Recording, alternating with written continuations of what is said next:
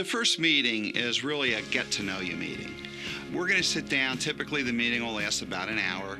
We're having a conversation. My job is to ask them some questions about where they are, what some of their goals are, what some of the key objectives they have in meeting with me, where they are to this point, and really what brought them in to see me. And now I'm at the point in my career where I have a lot of people that are dependent upon me to provide them with all the guidance and all the advice that we do on a day-to-day basis.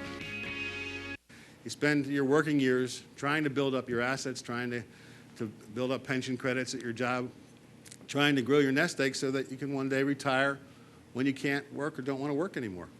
And that's a period followed by phase two, which is retirement. And your priorities in these two phases are very different, but many times we see people don't make that shift and they still act like they're in phase one when they really should be acting like they're in phase two. We're going to talk to you about what we commonly refer to as the second half of the game. And what I mean by that is you're working your entire life towards retirement, and I'm assuming that most of you are, at that age where you're starting to consider some of your options as you move into retirement. And as you do that, you're moving from what we call the accumulation phase of your life, where you're accumulating your assets. Maybe you're participating in your company's 401k, maybe you're contributing to an IRA account or a Roth IRA account or some type of retirement vehicle. And now, as you retire, you're transitioning into the distribution phase, or the part where you're going to need income in retirement. So we're going to talk about some different ways to do that with an emphasis on Social Security.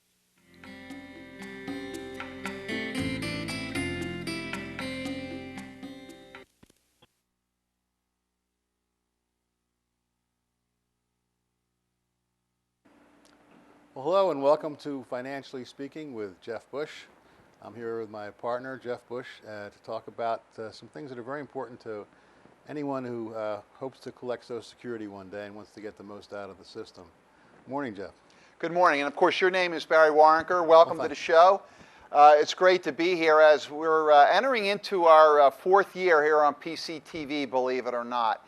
And of course, the reason why we started doing this show is we had the unique opportunity to not only be on the local cable network here in Pottstown, but also we're able to stream our show on the PCTV network. So it's great to be here. And today, of course, we're talking about a subject that is near and dear to almost everybody, and that is Social Security.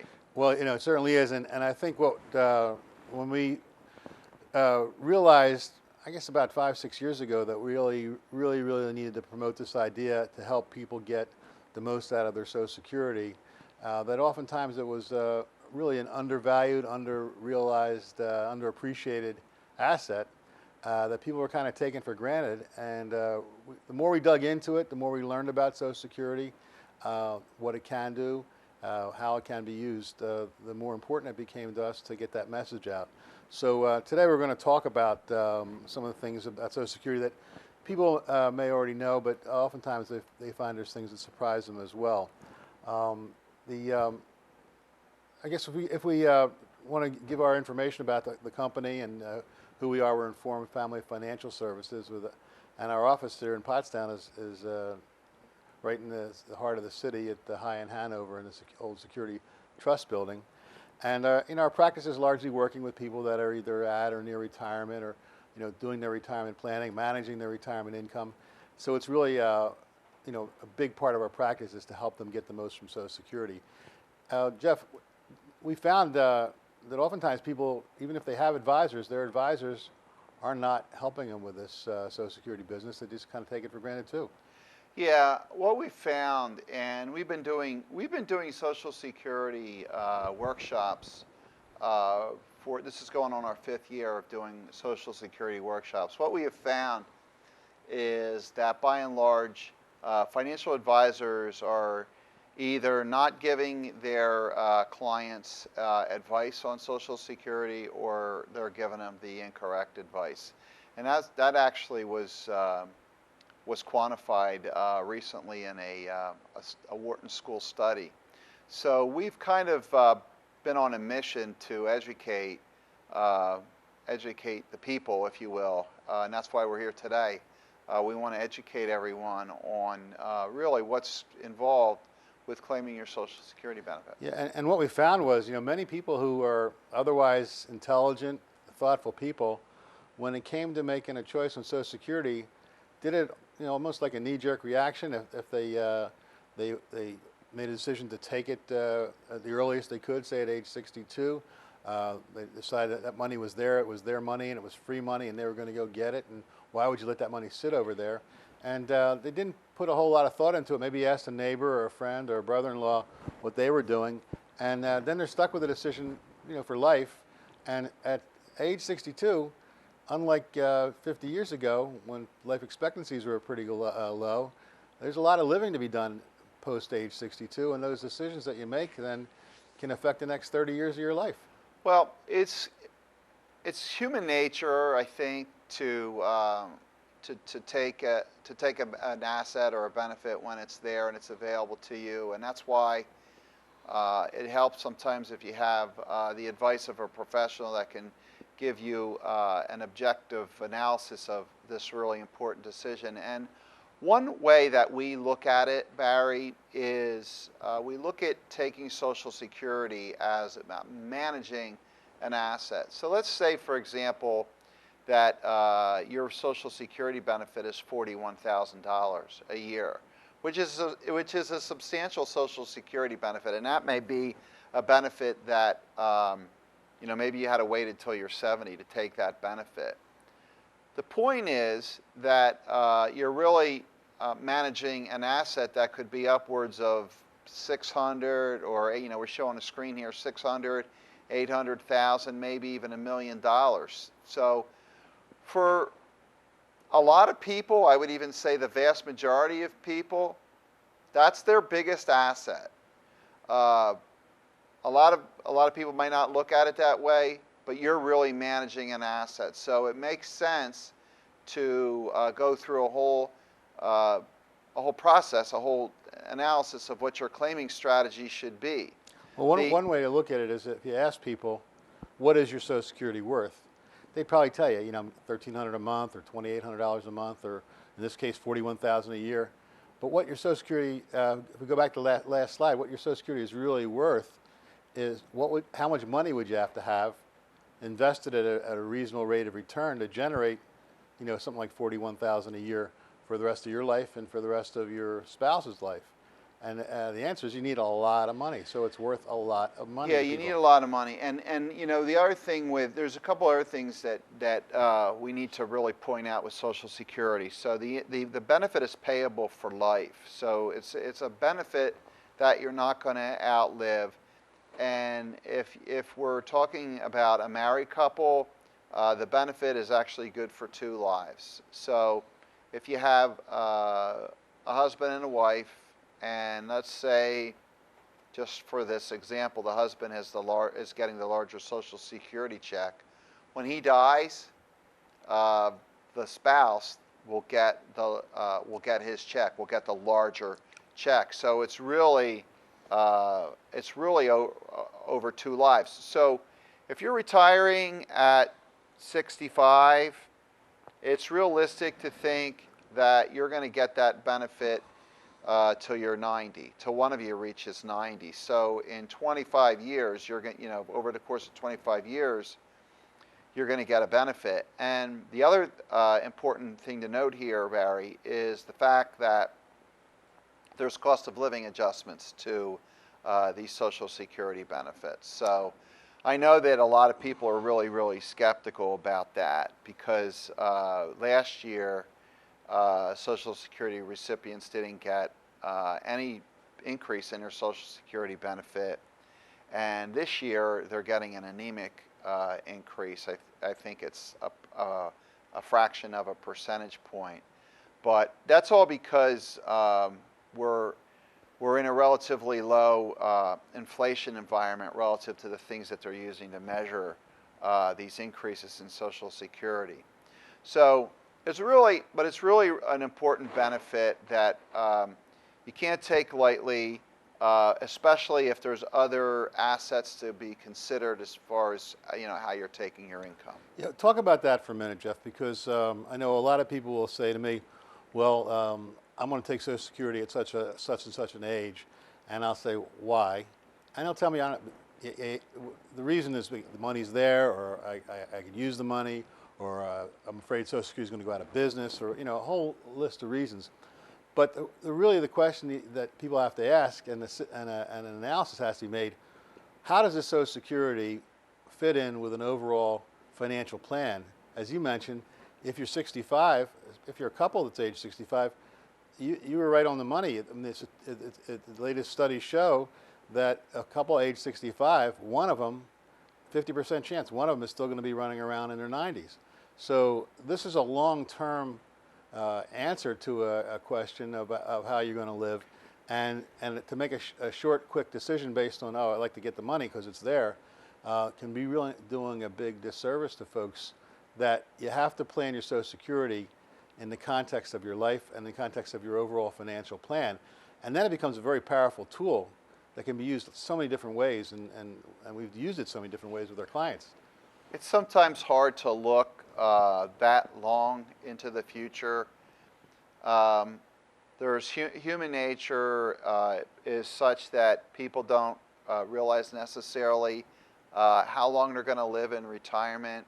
When we cite those mortality statistics to some of the people we work with, they really, a lot of times find that to be unbelievable that they're going to live into their 90s, and it may be because they're already in their 60s, and maybe they have some aches and pains, and maybe they just can't see themselves living that long. But the fact of the matter is that people are living longer, and a lot of it is due to increases in healthcare advances, the way people are taking care of themselves now versus the way they may have taken care of themselves 30 years ago.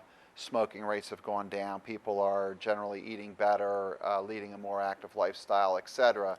So it's really pushing out the life expectancy well into the 90s. If you're 65 when you retire, it's realistic to think that somebody's going to last until they're 90. And especially true and one reason why Social Security is so important is we've seen the volatility in the stock market. We've seen fortunes made and fortunes lost. But Social Security is something that you can count on. Maybe you can't count on getting those cost of living increases that you'd like to get. But even without them, it's still a very, very stable source of income that forms a foundation for your retirement. And so that other things that may fluctuate may or may not give you what you want. But Social Security is something that you can count on. And since it's such an important bedrock of a financial plan, we like to really do a thorough analysis. And speaking of age, it's hard to look at yourself. What do you say? It's always most difficult to look at your own situation, or your own who you are. It's always easy to look at other people and judge them, or assess them. But we ask a lot of questions when we meet with clients about their family history, about the lifestyle, and ask them point blank. What's the longest you think you might live? Because maybe you don't live as long as the statistics show. Maybe you live longer than the average statistics. And if you're wrong and you live longer, but you didn't plan to live longer from a financial standpoint, well, that's a mistake that's really not acceptable in our book. You're going to have some income no matter what happens until you breathe your last breath. Yes. So Barry, I think another thing that we want to touch on today is one of the things we look at when we're determining your Social Security benefit is what is your full retirement age? Because you can take your benefit as early as age 62, or you can delay taking your benefit as late as age 70. And the Social Security Administration has determined, what is your full retirement age, or what we commonly refer to as your FRA. So you can see here up on the screen that if you were born prior to 1954, your Social Security full retirement age is 66. And then, as we progress through the being born in the 50s, you can see that the full retirement age creeps up until when you're born in 1960 or later, it's going to be age 67. And all that simply means is that you could take your benefit as early as age 62. You simply take a reduced benefit, as much as 25%. So you're going to get about 75% of your benefit if you take it at 62. So if you make that decision that you're going to take it early, you are taking that as a permanent reduction in your benefit. And the example we have up on the screen is our good friend Ronald. So Ronald took his benefit early, and if he would have waited until he was 66, he would have gotten $2,300. But because he took it at age 62, he only got $1,725. And then you can see here that if he waited till he was 63, he would have got $1,840. So he would have got about 80% of his benefit. So on and so forth, and it progresses up until his full retirement age benefit of $2,300 at age 66. Yeah, and what's important to understand, and we'll look at the other side of that, is if someone can wait, let's say to the age of 70 to get their benefit, well, now that same benefit, instead of being $1,700 and change, is now over $3,000 a month. Their benefit, their reward, let's say, for waiting from age 62 to age 70, was an 8% annual increase in their Social Security benefit. Now, the other side of the coin is, if their life expectancy, for health reasons, for family history, for whatever reasons, if they don't expect their life expectancy to be much more than 75 or 80, then you could probably make a good case for considering an early taking of the benefit. But there's someone else who's involved in this decision. It's not just one person if it's a couple. And let's say, Ronald there, he waits till he's 70, and he's married, and his spouse, her Social Security is considerably less, so she's taking, let's say, his spousal benefit, which would be about half of that. So together they got, $4,500 a month, let's say. And then he dies at 72. Well, on the one hand, that's a shame that he passed away, and he waited for that bigger benefit and only got it for 2 years. But meanwhile, his wife, she might live another 30 years, 25, and in case she's going to get the larger benefit. So instead of getting half of that amount of money, let's say if they both went at 62, she's going to have a decent benefit to carry her through. And it is insurance. That's the other thing people forget. This is an insurance. It is an insurance against living too long. Yeah. So just a couple other things, if we could go back to that slide again that we need to cover. If we just go back to that graph. So if you take your benefit past age 66, you're getting what's called delayed retirement credits, or DRCs. So delayed retirement credits. So what that means is your benefit goes up 8% per year every year that you wait beyond 66. If you wait until you're 70, that's 8% for 4 years. That's a 32% increase that you're going to get. So you can't delay it past age 70. Once you've reached the age of 70, the credits stop, and it would be of no benefit to you to delay taking your benefit beyond age 70. So these are the different claiming strategies for Ron going past age 66. And one thing that we want to mention too is that we're kind of just touching the surface here about Social Security. We do workshops on a regular basis locally in the area where we really get into more details about Social Security, and we also offer, people that want to, anybody watching this please contact us. We'll be happy to do a Social Security analysis for you and show you how how to get the most out of Social Security while you're coordinating with your financial plan. And that's something that we'll offer folks out there for free to get that free meeting, no obligation, and really show you how to. There's so much to the Social Security business that we're always amazed. It's like peeling an onion. You just layer after layer after layer, and it's a changing landscape too, because we've seen some changes just in the last year or so to some of the claiming strategies, and there's still just tremendously wonderful ways to get more and more out of Social Security. And if you're getting close to that situation, we hope you'll take advantage. We'll put up our contact information and also the information about the next workshop coming up. But some of the things, some things you might want to consider doing before you claim, other than just going to that printout that Social Security gives you that says you get this much at 62 and this much at 66 and this much at 70. There's a number of things that you want to do before you make that decision.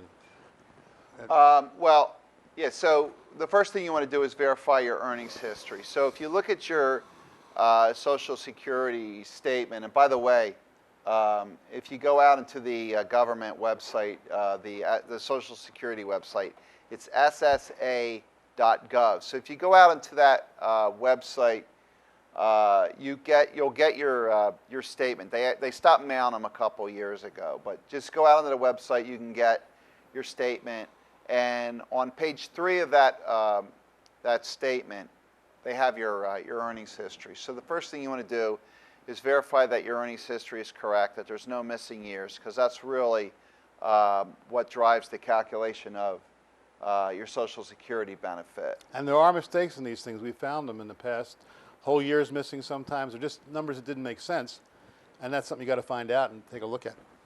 So you want to estimate your benefits at different ages. So on page 2 of that report, they'll tell you what your benefit is at your full retirement age, and then they'll also tell you what your benefit is at age 62 and what it is at age 70.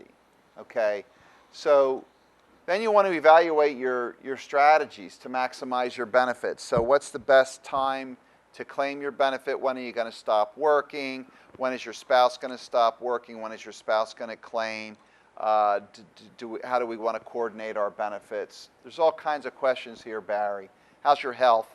There's a lot of questions that come into play when determining when you take your Social Security benefits. So you want to consider and plan out all of your retirement income sources. And that's critical, because it's not just one decision. This is when I want to take my Social Security.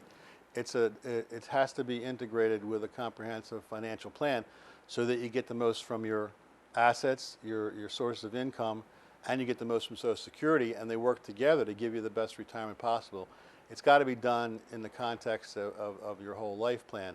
And now we recommend that you meet with a professional who's an expert at this. But if you look at what Social Security will tell you, in fact, I think we have a publication of the Social Security letter. It's a publication they send you. You probably have gotten this at home, and we can't read it on the screen. But basically, the detail, the heart of it, is in the second paragraph, which if we skip to the next slide, I think it'll cover it. Just stay there for just a second. That report, by the way, and it's impossible to read that on the screen, but if you want a copy of that, call our office or send me an email, and we'll get that report out to you. It's a government report that just basically, it's straight, kind of tells you like how it is as far as you're taking your Social Security benefit. If we cut to the next slide, I think it tells you a little more detail. There it is. It talks about what's the best age to start taking your benefits. And they tell you there is no one best age. Everybody, it's a personal choice, and everybody has to make that choice. And they also say you should make an informed decision about when to apply for benefits based on your individual circumstance, based on your family circumstance, based on your financial situation, what your needs are. And then Social Security says, we hope that the following information will help you understand how Social Security can fit into your retirement decision. What Social Security cannot do is help you formulate a strategy. They can tell you how much you get at a certain age. They'll make sure you get the money. They're nice folks that way. They don't hold back. But as far as getting a strategy to get the most from Social Security, they can't do it. They're not allowed to do it. It's like expecting the IRS to try to tell you how to save money on taxes. You know, the IRS's job is to collect the taxes. The Social Security's job is to pay the benefits. It's your job to figure out how to best do that in your financial plan. And that's something that we've been doing now for folks for a good long while, and we're seeing great results when you plan first and then figure out what you're going to do rather than just make a snap decision. So I think you'll see that we have some workshops coming up on Social Security, and if you'd like to attend those, just contact us. We'll make arrangements to get you some tickets for those events. They're very low key, nothing sold, and we talk about how to get the most out of Social Security in the context of your financial plan. And you know, it's just something that we've become more and more aware of how underappreciated Social Security is and how underutilized it is to give you a good retirement. And it's more important than ever. We're living in an age where we don't see pensions the way they used to be. We see a lot of people who learned a hard lesson in 2008 that the stock market can be very volatile, and it's hard to use it for a steady source of income. You can use it for growth and use it in the right way, but for short-term or dependable income, stock market can be a very let's just say a very unpredictable place to operate. So, and more than ever, it's important to get the most from Social Security and have a solid plan to how you're going to have a solid retirement. Yeah, I mean, I think one of the things that I got from that government report is that they say on there that they hope you make they hope you make the right decision, and we would say here at Informed Family that hope is not a strategy. We've worked with a lot of families, a lot of clients over the years in helping make this Social Security decision. So, we hope that you got a lot out of our show here today, and if you want more information, you can certainly contact us. If you want to come to one of our live events, we'll be happy to send you some tickets. We've really enjoyed doing these shows here, talking about Social Security, and they've really hit home with our viewers. And I'm sure that we're going to continue to do more, even more, as as we continue to gain more knowledge into this very, very important subject. So, with that being said, we're going to sign off, and this is Financially Speaking with Jeff Bush.